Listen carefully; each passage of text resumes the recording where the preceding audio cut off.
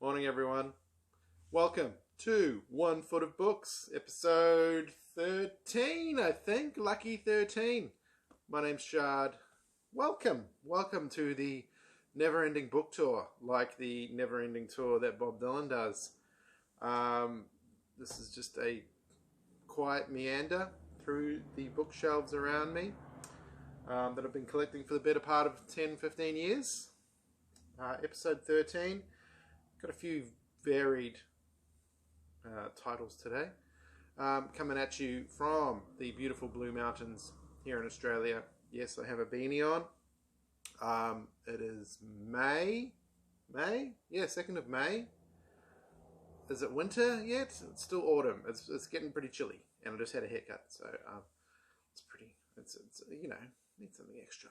Yeah, it's beautiful here in the Blue Mountains. It's a stunning autumn day. I'm going to be heading towards 20 or 22. I'm going to head off down to work in Penrith, though, just about 20 minutes down the hill later, and it's a little bit warmer down there, out from the mountains. But yeah, wonderful day here today. It is stunning. Winter, autumn in Australia, mwah. Spring, mwah. Summer, bleh. Summer's just stupid. Anyway, enough about the weather. Let's get into the 1 foot of books I have here. 30 centimeters worth of books. That's the way I go through the shelves behind me. It's sustained 13 episodes so far. And I do have a bonus episode somewhere. I've got to upload that at some point too. I'm sorry I missed last week. Last week was Anzac Day, Tuesday, so it was a public holiday. I had to get out and run some errands and do life stuff. And I didn't record a video, so apologies about that. Hope you didn't miss me too much. But anyway, let's get back into it. Episode 13, 1 foot of books. Let's start with a comic book, The Walking Dead. Trade paperback, number 1. Days Gone By. B-Y-E. Bit of a story behind this particular edition. This is the first one I got from the... I'll put some stuff on the cover. I don't know what. Ugh. Anyway, I got this. When was this? I must have got this when it kind of... There was only about 3 or 4 out when I first started collecting these trades. I got this in... Would have been about 2008, probably. Yeah, 2008. Yeah, I started getting Walking Dead comic books.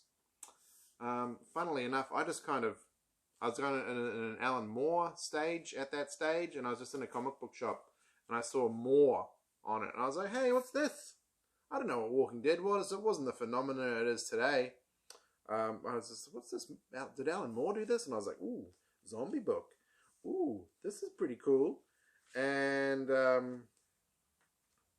I picked it up, even though Alan Moore had nothing to do with it. And Robert Kirkman is now one of the biggest names in pop culture history. The Walking Dead. So I got this. Anyway, I got like a big stack of them. This is the only one I've kept. I got rid of all the rest. So I lent this out to a friend of mine, Blair. And he had it, oh God, years. He had it for years. To the point where I found another copy of this at a flea market in Homebush, and I bought that to replace it. And then when I got rid of them all, I had about 20, a stack of 20 of these trades. I was just like, I've read them enough. I've got to get rid of them. So I took them to my friend's bookshop and I traded them in. And then a few years later, Blair gave this back to me. And I was just like, dude, I had this like pegged. I thought you used it for fire starting or something. And, but anyway, I got it back. So there's a little bit of history in this trade. I'm going to keep it. It's still in pretty good nick, even though it was out of my hands for, I don't know, man, 8 years, maybe? I don't know. Blair, can you confirm? I don't know how long you had this for. I don't think you remember either. So, yeah. Anyway, kickstarted a phenomena, that Walking Dead thing, didn't it? Yeah. Great series. Great comic book series. TV series, I gave up after once Negan turned up and bashed in Glenn's brains. I was like, no, I'm kind of done. And yeah, I stopped watching. Maybe I'll catch up with it sooner or later, but I'm in no rush. I read the comics. I got to the end of that run. Quite liked it. Quite liked it. I'll leave it at that. Another comic book. Fight the Power. This is a visual history of protest among the English-speaking peoples. It's a series of comic books by different artists, different writers, and all about different protest movements. I got this at the Vinnies in Marrickville. Not the Vinnies, the Salvos in Marrickville. It's pretty cool. It goes through like slave revolutions, Irish rebellions, the suffragettes, the Boston police strike of 1919, Rosa Parks and the bus boycott, the trial of Nelson Mandela, fragging. If you haven't heard about fragging, yeah, have a look at fragging. The poll tax riots, Occupy, the Luddites. So it goes all the way back to like the 18th century. Cool book. I've read it a few times. Yeah, really liked it. If you do see a copy out, get it. It's well worth it. It was published back in 2013. Fight the Power. Who's it published by? New Internationalist. And it has an introduction by Tariq Ali, who's on one of my favourite radio shows, Democracy Now! Quite a lot. Stanislav Grof, LSD, Doorway to the Numinous. I got this when I was writing for New Dawn magazine. I read it and reviewed it. Quite enjoyed it. As I've said in past episodes, though, with these books that focus on hallucinogens, I feel a little bit cheated because I never had good access to hallucinogens. And there's just some examples of what people drew on LSD. Yeah. But anyway, I'm not in any rush these days anyway for hallucinogens. Reality's weird enough, isn't it? If you really look at it long and hard enough. Stanislav Grof is one of the kind of key figures in the hallucinogenics community. Is he still alive? I don't know. He was pretty old when I read this, and I read this back in when did this come out? 2009. I would have read this around 2010 to 2011. Good book. Good book. All into the history of LSD. Its chemical composition, what it does to your brain, what it does to people, studies that have been done in it. A good collection of information about LSD, if you want to check it out. Stanislav Grof he's one of the chief researchers about hallucinogens and LSD in particular. Yeah, cool book. Quite liked it. The groundbreaking, sorry, I'll put an R in there. The groundbreaking psychedelic research into realms of the human unconscious. This is another one I've been meaning to read for a long time. I got it at the where did I get it? At the Smith family in Marrickville when it was open. Michel, Onfray, the Atheist Manifesto. As you can see, I read up to there. It's got a bookmark. I read up to page 15. All right, when I got it. Heavy book. I wasn't in the right frame of mind getting into this. It's a heavy book. It's a very dense philosophical treatise. And I want to read it because I like the idea of atheism. I think I've moved beyond atheism. I think I'm an agnostic now.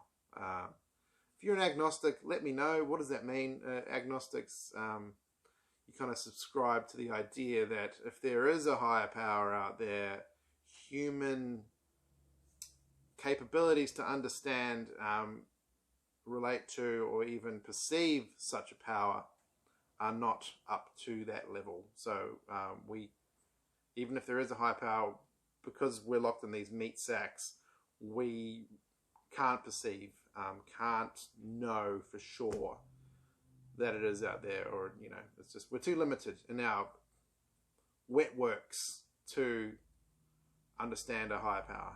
Or if one came along, would we even be able to recognize one? Would we be able to perceive it? Could it just be a different color that we can't perceive, or sound we can't hear? Maybe they're speaking to us all the time. Why can't you hear me?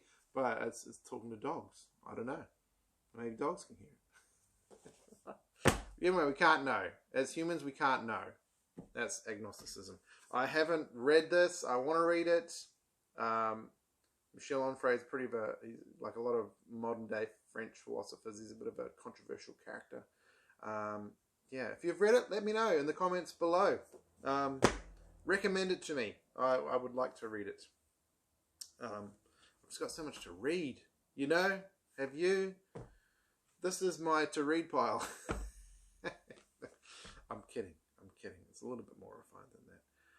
What the heck is this? I think I got this one. This is the Philosophical Forum, a quarterly, published out of New York. Spring 1986. No, I got this from my friend's uncle's bookshelf after his uncle passed away, and he had this mad book collection. And he was like, hey, come up, check out this book collection and kind of, you know, help yourself to a certain extent. So yeah, I got this. It's got some essays in it. There's a rubbish truck outside, in case you're wondering what that noise is. Richard Wolin, Experience and Materialism in Benjamin's Passage Work. Max Haughton, Must Relativists Tolerate Evil? Must they, the relativists, must you tolerate evil? Let me know. Meredith W. Michaels, Morality Without Distinction. Stephen Brockman, Bitburg Deconstruction. I have no idea what's going on in this book. I must have just grabbed it. Articles on Bitburg Deconstruction, Tolerating Evil, Benjamin. Yeah, so I haven't read it. Haven't even looked in it. I was quite surprised to find it on the shelf, to be honest. Kind of hidden away in there between other books. I got this from, I think I got it as a present from my mum one year. The Batman Handbook. How to bulletproof your Batmobile. How to train a sidekick. How to execute a backflip. Hey, that works now when you're in your mid-40s. Oh my god. I am not doing a backflip. I will hurt myself. I will go to hospital.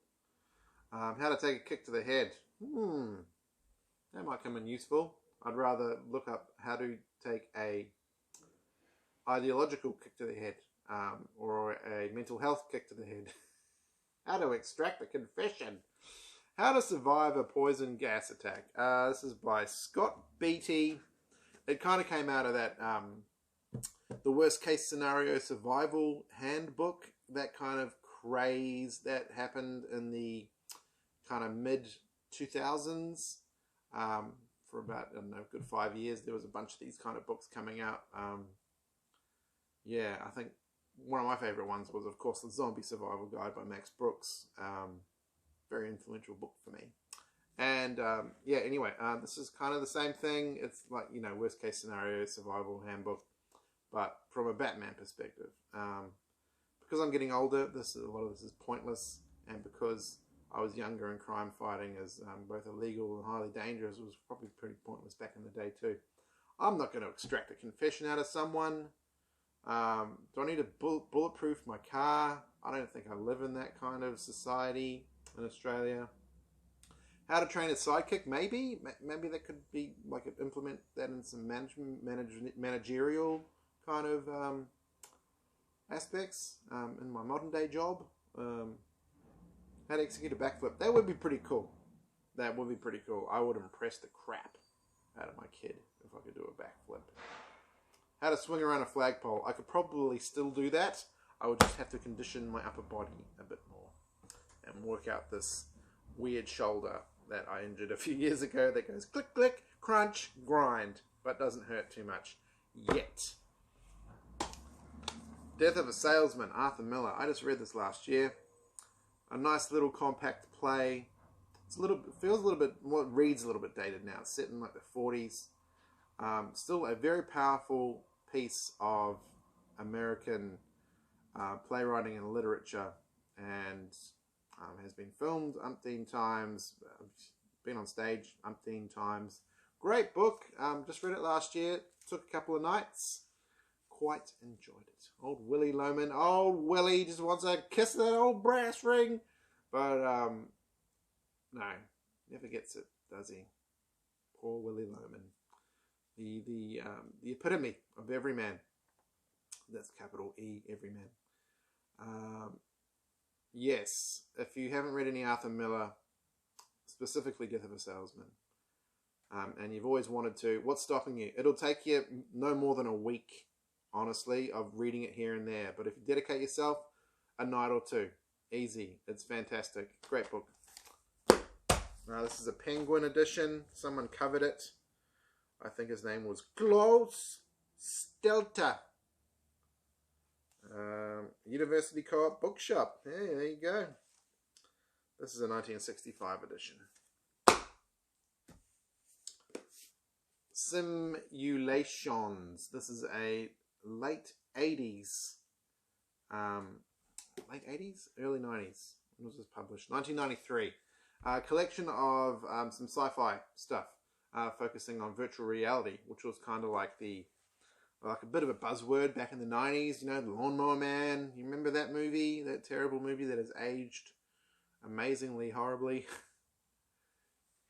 It's got a bunch of, short stories from the likes of Douglas Adams, J.G. Ballard, Ray Bradbury, Philip K. Dick. I love a bit of Dick in my brain. Jonathan Lethem, which I was interested in, because I've read a few of Jonathan Lethem's books, but and some of his sci-fi stuff, William Gibson, a good little collection. I think I've read one book of this. I got it at a little junk shop in Redfern on Regent Street when there was little junk shops down there. Now they're all gone because white people moved in, basically. I love those little junk shops, man, on Regent Street. If you guys have had any experience with those, let me know. Let's reminisce. Bit of nostalgia. If you're in Sydney at that stage, they started disappearing about 10 years ago. They're all gone now. This is from Jacobin magazine, The ABCs of Socialism. I found this at the Vinnies in Tempe, the Tempe Tip.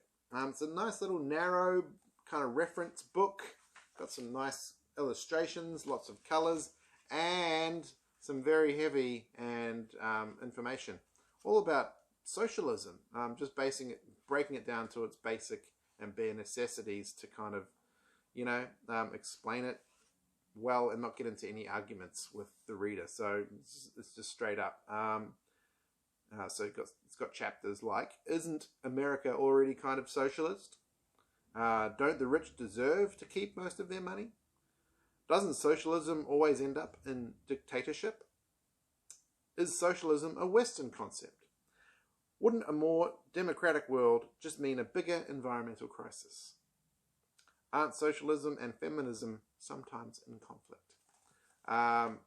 It's a great book, great little book to kind of like have on your coffee table if you've got people around and you want to kind of like, hey, there's some socialism stuff here if you want. It's quite very accessible to read. Got some great illustrations. Jacobin magazine. They're online. Check them out. They do some good work, man. I really respect their stuff that comes out, and cool, good book. I've read it cover to cover a few times. Quite enjoyed it. This is called Making Radio, a practical guide to working in radio. So, making radio and then working in radio. Is making radio the same as working in radio?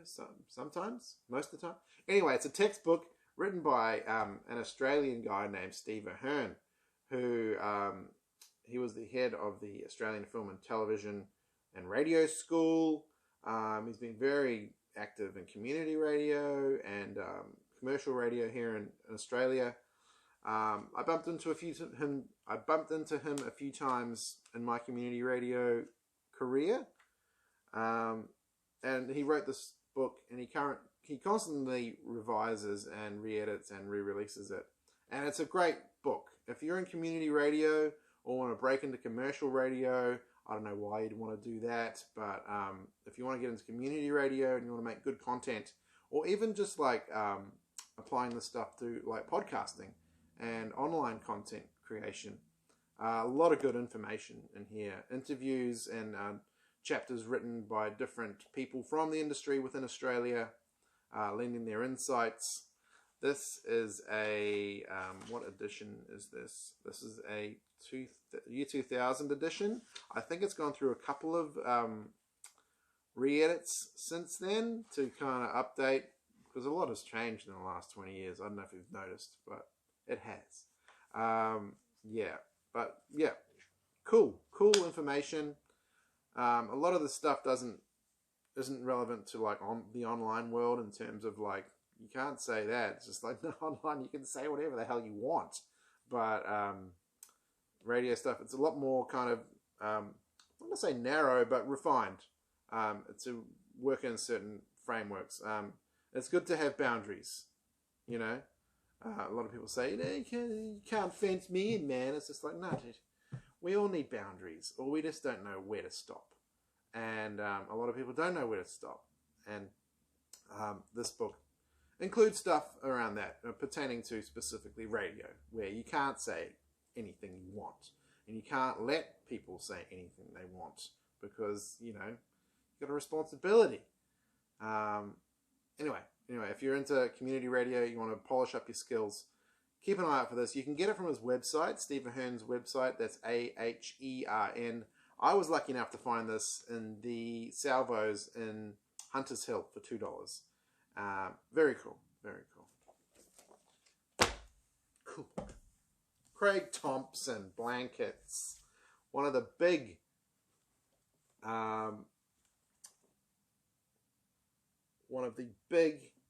graphic novels of the 2000s.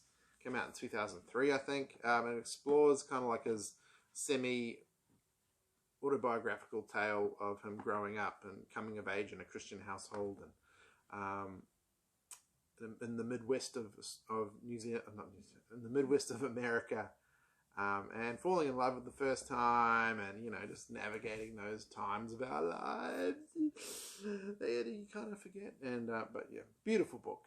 If you haven't read it, please do. I got this from Kinnicunya back in the day. Massive bookshop in Sydney. Bukowski, come on in. I got this from a woman. We met up for our first date, and she bought me this, and I was like, all right. Needless to say, it all ended up in chaos and despair. The relationship, and this book to a little bit of an extent as well. But yeah, good old Bukowski, man. This was published 2006, and it's just a collection of some of his later poetry. Yeah. Come on in, Charles Bukowski. If you haven't read any Bukowski, it is, and particularly any of his poems, it could be a good place to start if you find a secondhand copy, or if you haven't got a copy and you need to add it to your collection. It's a very good book. I like it. I like it. Thanks, Magenta, for getting me that book. I'll always remember that, sitting in that, what was it even called? Was it Singapore Noodle? Or something like that in Newtown, and you walked in and you're like, here! I was like, whoa, who are you? Magenta! No, she doesn't talk like that. Histories, Mysteries by Brian Haughton. I got this from New Dawn magazine back in the day. It's a great little book on just some of the big mysteries that we all kind of know and love around archaeology and ancient history and stuff like that. So the Taj Mahal, Tower of Babel, the Iron Pillar of Delhi, the Puzzle of the Golden Hats, Merlin, you know, so it's got like mysterious places, unexplained artifacts, enigmatic people. Good book. I quite enjoyed reading this. Haughton just kind of lays it out there and just go, this is what, you know, this appears to be, and doesn't get all Hancocky or anything like that, or Von Daniken-y. Just kind of sticks to the facts, whatever they mean, and just lays it out bare. Good book, very well worth a read if you find it. This was published back in 2010. So yeah, Brian Haughton, I liked your book, man, and I did review it for New Dawn magazine, so it's out there somewhere. And yeah, cool. I like that book. Colin Wilson, G.I. Gurdjieff, The War Against Sleep. This is a great book that is kind of like breaks down Gurdjieff, the man, and his ideas into an understandable and approachable and accessible way, because Gurdjieff was admittedly a confusing guy, and a lot of his ideas were deliberately confusing and contrarian and designed to shake people out of their comfort zones. He's a fascinating individual. If you've never heard of him, jump on Wikipedia today when you're at work and have a bit of a read about Gurdjieff. I've read a few of his books. They're hard to read. There are still Gurdjieff societies around as well, but they are slowly kind of aging themselves out of existence. But you could get some good contacts in them and get onto some of their literature. There's a lot of stuff more so by his followers around Gurdjieff rather than what Gurdjieff himself produced. I think he only wrote like 4 or 5 books, but there's reams, books, masses of amounts of material out there about his ideas and himself. This is written by Colin Wilson, who of course wrote The Outsider and wrote a bunch of books over his career. He was an amazing generalist, and I'm a big fan of Colin Wilson's books. And I liked getting this. I got this at the Salvos in Marrickville, along with a couple of other Gurdjieff books. They kind of just came in a lot. I was like, yes, I'll take those. And I remember taking this for long walks around the inner west suburb of Marrickville. Back in, when was that? It must have been like 2009, 2010. I used to go for long walks on a Sunday, and I'd take this book and just kind of read and mull it over. And yeah, good times. The Invisible Landscape, Terence McKenna and Denis McKenna. Got it from Urchin Books. Haven't read it. Mind, Hallucinogens, and the I Ching. I haven't read it. I think I researched it a little bit when I read an article about TimeWave Zero, the software that Terence McKenna devised that was pretty batcrap crazy. I don't know what it was now. Like, I look back and I thought I understood what it, and no, no, who knows? Maybe I'm just going to read about it again. TimeWave Zero. Look it up. It's all about the increase of novelty and whatever, yeah, look it up. I haven't read it. If you have read it, let me know. Is it good? Shall I read it? Yeah. I just like having it in my collection. Stephen Pressfield, The Afghan Campaign. This is about the Afghan conquest by Alexander the Great from a kind of a modern day military kind of point of view. Pressfield's gotten kind of famous. Well, he got famous for that book, The War of Art, which is a great little self-help book. I would highly recommend you read it. But he's also done a lot of kind of like military historical fiction stuff. And he's done a couple about Alexander the Great, the Spartans, a couple of Greek battles. And they're studied in military schools because he's quite the fan of military history. Haven't read this one. Meant to be good. It's a good hardcover edition. I got it from a big junk shop in Dulwich Hill. 2006 it came out. Yeah, I'll read it someday. I've read The War of Art, but I have not read his fiction stuff, and I've got a few of them floating around in my collection. So, yeah, I will read them one day. I think I got that for $1. And last up today, from the Associated Press, the Warren Report. If you haven't heard of the Warren Report, where have you been? This is the official report on the assassination of President John F. Kennedy. And depending on who you talk to, it is a complete pack of lies, or this is what happened. Magic bullet theory, all that stuff, it's all in here. This is a just like heavy, dense, official report out of the government about any and everything that they knew about the assassination of John Kennedy. I haven't read it. It's got like interview transcripts. Hasn't got. I don't think it's got any photos. So I know it does have photos. Yeah, it's got photos. It's just all the evidence that was gathered, and gone over by the Warren Commission. And yes, there's probably way more books written about this book than what's in this book. So yeah, I was quite happy to find it's a little bit battered. It's got, but I think someone's read it. I don't know if I ever will. It looks pretty heavy, but I like having it in my collection. When was it published? Printed in the USA. I don't know when this edition in particular was published, but I like having it in my collection. Do you have any kind of weird books like this in your collection that you like having? You'll probably never read them, but if someone came over and go, "You got the Warren Report?" You go, "Hell yeah, I got the Warren Report." Then you know that person and you can be friends because I know what the Warren Report is. Thanks for tuning in to One Foot of Books, episode 13. I'll leave a list of everything I covered today in the description. Send me a comment, hit like, subscribe, all that stuff. I don't know what that stuff even does anymore. I just kind of like putting these out, getting them out there, and I like it when I see there's 10 people in this world of 7.5 billion have watched little old me. Thank you for watching. I'll post up my bonus video this week sometime too, I hope, fingers crossed. I know I said that last time I posted, but got a little lazy, didn't I? Don't we all? So yeah, anyway, thanks. My name's Shard. Have a great day, have a great week. If I don't see you again, have a great life. If I do see you again, I'll see you again on One Foot of Book.